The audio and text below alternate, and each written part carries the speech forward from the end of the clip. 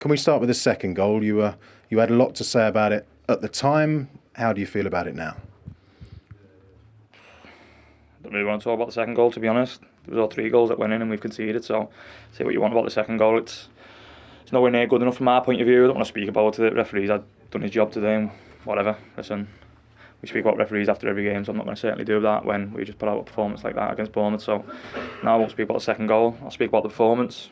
Nowhere near good enough. It was nothing that represents an Everton team, represents Everton Football Club, represents our supporters.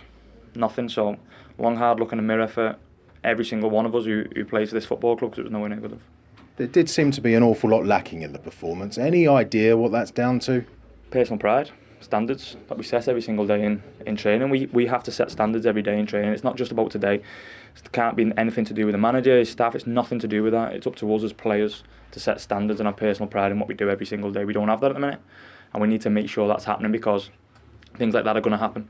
So we need to look at ourselves long and hard in the mirror, because like I said, we're going into a break now off the back of something we really didn't want to do, because it was shocking. It was nowhere near good enough from our point of view. So we need to look at it, because we've got a second half of the season where we have to be better, no matter what. We have to be better. We can't go into the second half of the season like that. We've had a long talk in the dressing room in terms of what's going on and what needs to be done, and we need to look at ourselves. So nothing to do with the manager, nothing to do with the staff. It's up to us as players to look at ourselves in the mirror every single day and give the best of ourselves every single day.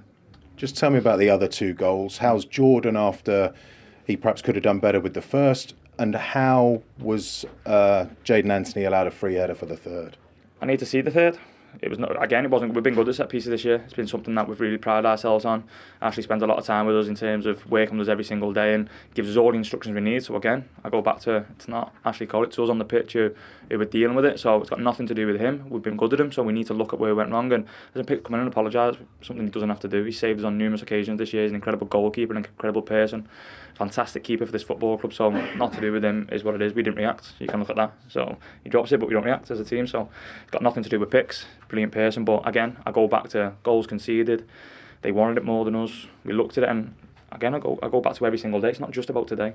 It's about every single day in training, making sure we're giving the best of ourselves. And at the minute, can we say we're doing that? I don't really know, but do we have to start doing it? Of course we do, and quickly. Going into the break in 17th, how far short of where this club should be are you?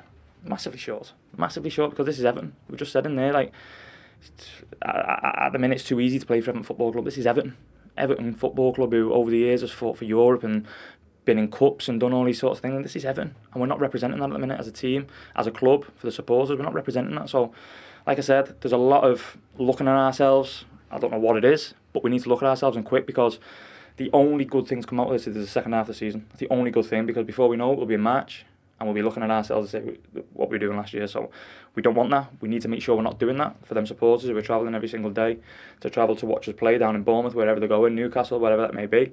So we need to make sure we're not there. So that's the only good thing to come out of it. But listen, we look at today, and we've got a lot of learning to do quickly.